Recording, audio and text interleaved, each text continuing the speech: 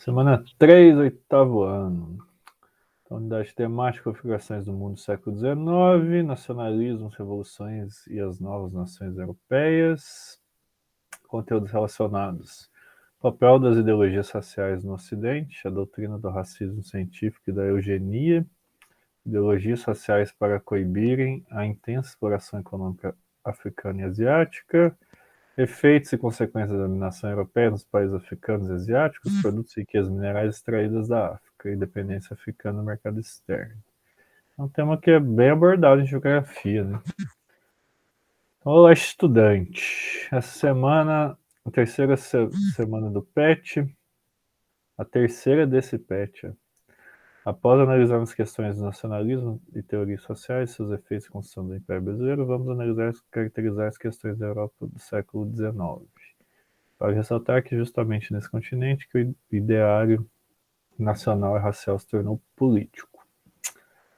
A Europa do século XIX nacionaliza, imperializa teorias sociais, quer dizer. Após a derrota definitiva de Napoleão Bonaparte, em 1815, as monarquias vencedoras Prússia, Rússia, Áustria e Inglaterra buscaram restabelecer as ordens vigentes antes das mudanças advindas com a Revolução Francesa. No Congresso de Viena, os representantes dos países europeus se guiavam por dois princípios. O princípio da legitimidade, legitimava a volta do poder das famílias que reinavam antes de 1789, ou seja, as dinastias reinantes só eram consideradas legítimas se já ocupassem o trono antes do início do processo revolucionário na França. O princípio do equilíbrio europeu, defesa do equilíbrio entre as grandes potências para evitar a opressão de umas sobre as outras. Essas duas coisas são bem importantes. Com certeza vão perguntar nas questões. Né? As monarquias vencedoras realizaram uma nova visão territorial do continente europeu. Essa divisão as beneficiava e não respeitava os interesses dos povos, das nacionalidades, das regiões divididas. Então, o que acontece?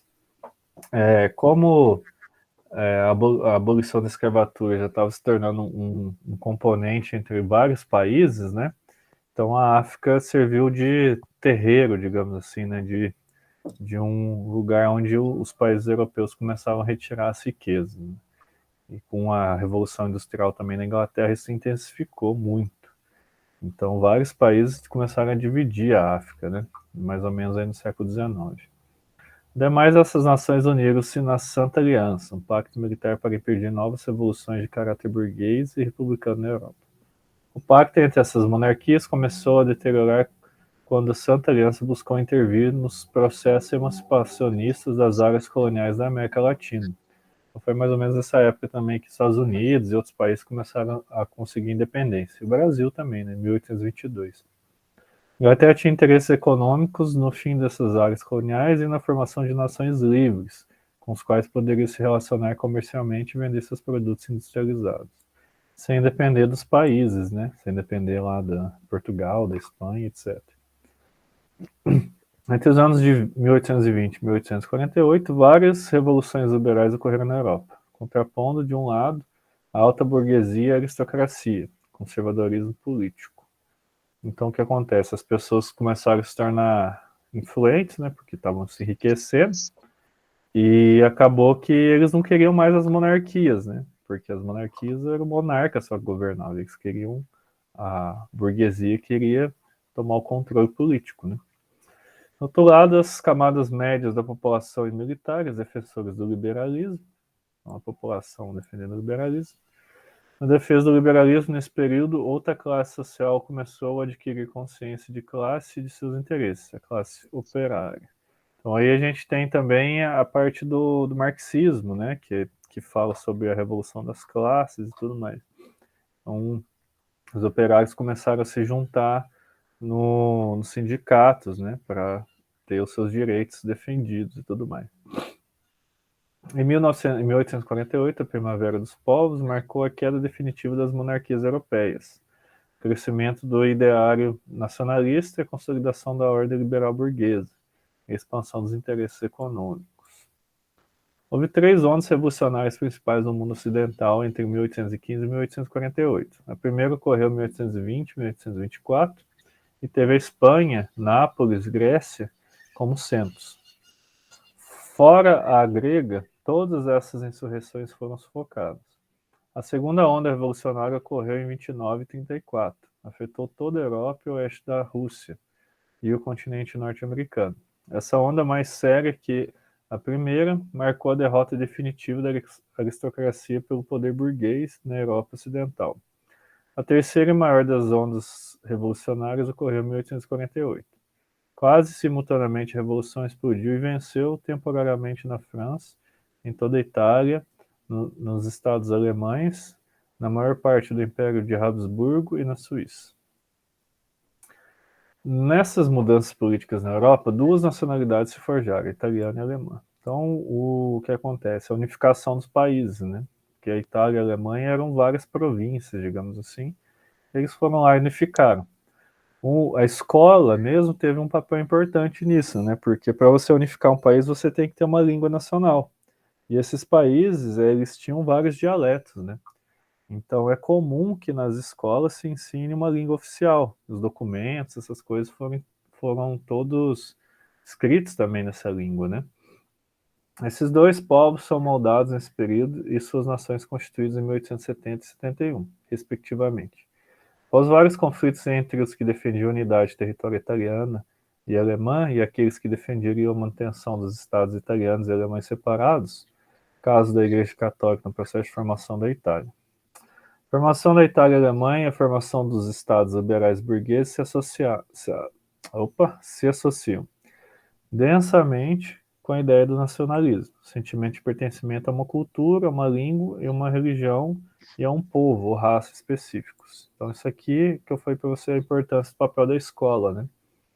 Nesse sentido, o sentimento nacionalista ganhou condições de ideologia política ao longo do século XIX e auxiliou a forjar a ideia de cidadania defendida pelos liberais contra a ideia de súditos, sujeitos às vontades dos monarcas. Então, o que estava acontecendo na Europa? Eles não achavam mais que ter um monarca, né, ter um rei, fazia com que a população se juntasse com as vontades dele, né? Eles queriam o quê? Ter uma maior participação política. Por isso que a gente chama de política o quê? Liberal, né? Não mais uma política conservadora. Né? A organização liberal associada ao nacionalismo e ao desenvolvimento industrial e, consequentemente, de grandes áreas urbanas, culminou no início do século XX, causando a Primeira Guerra Mundial. Então, a Primeira Guerra Mundial foi também um dos como que eu posso falar, dos fatores que levaram à guerra foi a partilha da África, né? Então, se a gente pegar aqui, ó, colocar assim, ó, partilha da África, a gente pode ver o neocolonialismo, né? A gente pega a África aqui, ó, ver se essa imagem está grande. Tá mais ou menos, tá bem ruim essa imagem. Vamos pegar a imagem maior aqui. Esse mapinha é legal, ó. Nossa senhora, esse mapa é grande mesmo, hein? Aqui, ó. Então, o que a gente pode ver aqui? Ó? São áreas de influência. Então, aqui no sul a gente vê Inglaterra, Alemanha, Portugal, ó. Em vários lugares aqui, Espanha, Bélgica, que é no Congo principalmente. São as áreas de influência desses países. Então, o que acontece? Esses países, como eles taxavam as pessoas que moravam na África como inferiores, eles se davam o direito de pegar e explorar esses lugares. Um dos exemplos aqui, ó, Bélgica no Congo, que foi um exemplo bem traumático, digamos assim. Por exemplo, da dominação belga no Congo, né? Então, você vê várias fotos aí de crianças mutiladas, assim, as mãos, né? Porque era uma forma deles pegarem e repreenderem as pessoas que estavam ali a serviço da Bélgica. Então, eles invadiram o país e começaram a aprisionar as pessoas para eles pegarem e trabalharem, né, na parte de extrair o marfim e outras riquezas lá do país. Olha pra você ver que loucura, ó. Os caras cortando as mãos, ó. Os outros, ó. Então, tem várias fotos aqui. Tanto é que o rei lá da Bélgica, né? Olha lá. Cidade da Bélgica retira o status do polêmico rei após protesto antirracista. Esse rei aqui que dava ordem para as pessoas pegarem, chegarem lá no Congo, né? E maltratarem mesmo a população, né? De um jeito assim totalmente controverso, né? Para pegar e eles conseguirem retirar as riquezas e darem para os belgas, né? Então várias estátuas desse rei aí, ó, tudo pichada lá, algumas foram até retiradas, ó, lá na Bélgica. Ó. E aqui é retirada do marfim, ó. Tá vendo? Os ossos aqui das presas do elefante. Olha lá, imperialismo europeu invadiu e explorou principalmente os continentes africano e asiático, que eu estava falando, criando novas áreas coloniais. As nações europeias, no final do século XIX, Estados Unidos e Japão, fizeram isso objetivando a obtenção de matéria-prima, exclusividade de um mercado consumidor e de investimentos de excedente capital, sob a justificativa de levar a civilização e desenvolvimento industrial capitalista. As nações europeias utilizando o argumento de superioridade racial branca e cristã. Então, só pelo fato deles considerarem superiores, né, nessa lógica aí de eles serem brancos e cristãos, eles achavam por direito invadir os países africanos lá e meio que escravizar as pessoas para trabalharem para eles, né?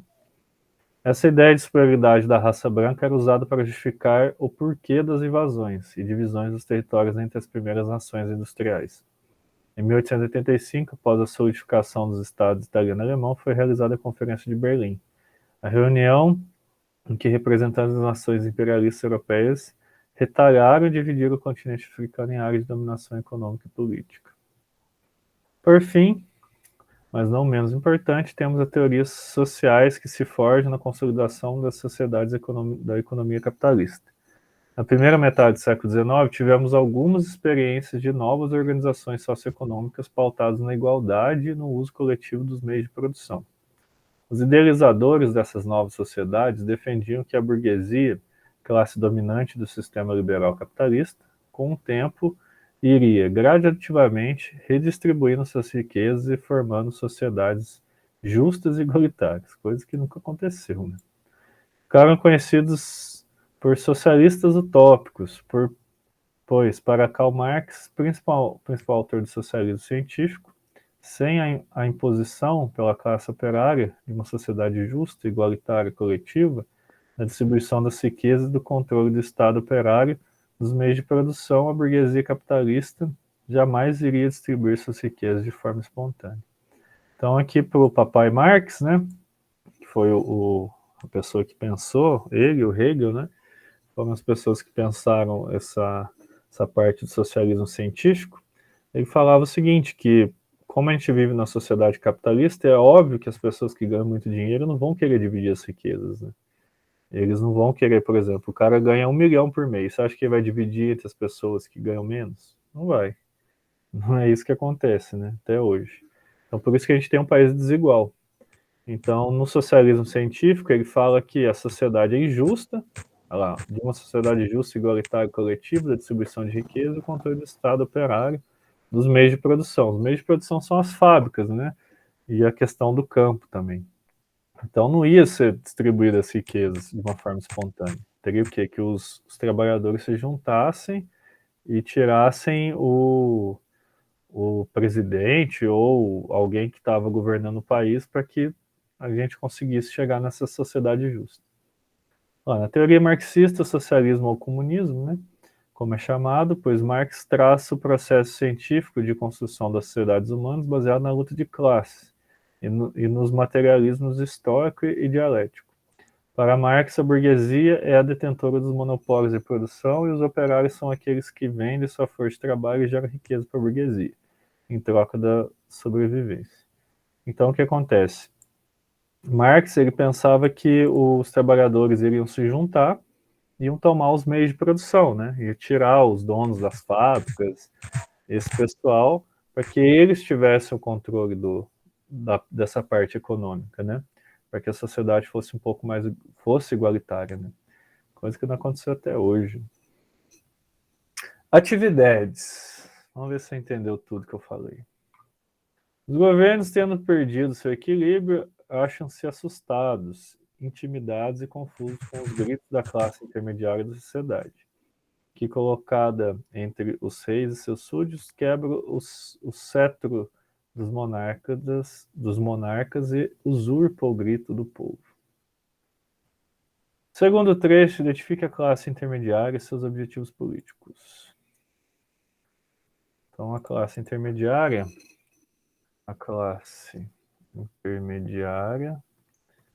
consiste nos operários e parte da burguesia. Tá, identifique a classe intermediária, seus objetivos baseiam-se no liberalismo político e econômico. Certo? Entendeu tudo? Uhum. Muito bem. Defina os princípios da legitimidade e do equilíbrio europeu. Então aqui, ó, tá falando no texto, ó.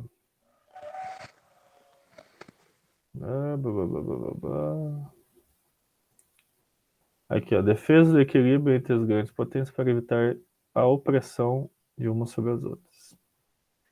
Então vamos lá. Subiu tudo a letra aqui.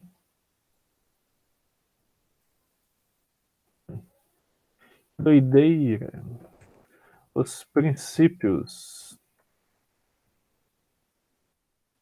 da legitimidade e do equilíbrio europeu baseiam-se na...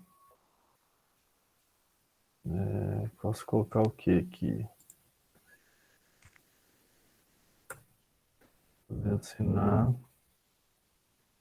Baseiam-se em acordos onde os países não poderiam se sobrepor uns sobre os outros.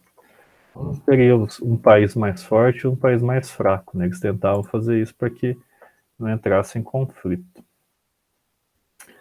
Nacionalismo. O nacionalismo consiste em uma formação identitária onde a população se identifica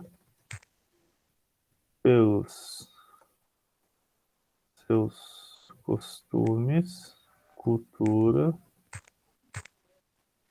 língua e história. A formação de suas identidades. Mais ou menos isso que é o nacionalismo, né? Que Conferência de Berlim. Então, vamos voltar aqui, ó.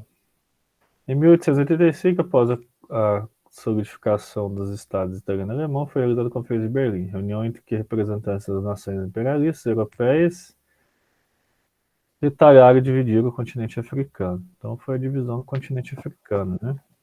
A gente pode colocar assim: foi a divisão do continente africano entre os países imperialistas europeus. Então, cada um dividiu ali um pedacinho para si, né? Os manos sem vergonha. Determina a diferença entre socialismo utópico e socialismo científico. Nossa, mas daí pegou pesado, né? Tô pegando na internet isso. Socialismo utópico e científico. Como é que fala? Aí, Olha só, até a professora tá colando da internet. tem até nas imagens aqui. É melhor ver aqui do que ficar. Fala mais, né? Tá parado aqui, ó. Socialismo utópico. Foram ideias que criticaram o capitalismo, porém não apresentaram soluções reais, apenas românticas. Critica lá, o Sam Simons, que criticava a violência da RFE e acreditava no gerenciamento dos meios de produção por trabalhadores, patrões e banqueiros. Daí tem o Fourier aqui, defendia a criação do Falansterios, e Robert Owen, apesar que acreditava na melhoria das condições de vida dos trabalhadores dos proletários. Então esse é o tópico. O científico foi o Karl Marx e o Hegel, né? O Engels. Acreditava na luta de classe posta nos meios de produção por parte dos proletários, materialismo histórico dialético, sistema capitalista baseado nas relações de produção. Para Marx, o trabalhador vende sua força de trabalho patrão com a maior parte do lucro. É mais-valia. A estrutura de influência na superestrutura. Tá, agora já sei responder. Determina a diferença entre socialismo utópico e científico. Vou colocar o tópico. Tópico. São teorias pouco fundamentadas que partiam de pensadores defensores da manutenção do capitalismo com as melhores condições para os trabalhadores. E o científico, tomada dos meios de produção por parte dos trabalhadores para que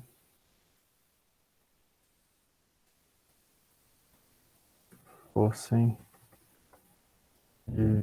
divididas as riquezas de forma igualitária. Só porque isso é científico. Acabou! Uma dúvida? Não. É o cara mesmo, velho. Você entende tudo. Você entende até mais que eu, cara, eu acho. Você é o cara. Isso mesmo. Isso mesmo.